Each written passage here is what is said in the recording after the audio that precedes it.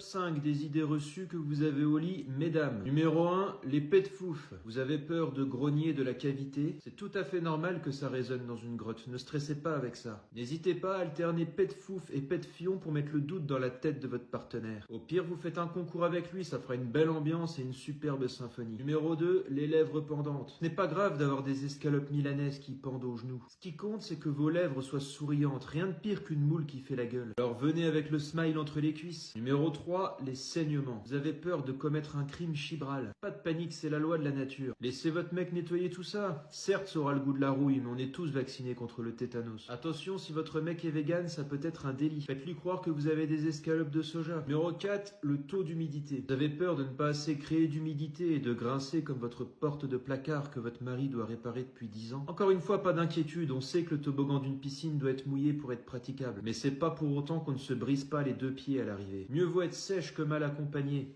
Alors mets du lubrifiant et roule ma poule. Numéro 5, l'espace. Peur d'être trop serré ou trop large? Tout est relatif, ça va surtout dépendre de la taille du bâton. C'est comme dans un ascenseur, ça a beau être limité à 6 personnes, si elles font toutes 120 kg, croyez-moi qu'il y en a 3 qui descendent. Si vous êtes trop large, il rajoutera quelques légumes du jardin pour compenser. Si vous êtes trop serré, il mettra juste son orteil. J'espère que ces conseils du psy du chip vous auront été bénéfiques. Alors n'hésite pas à t'abonner.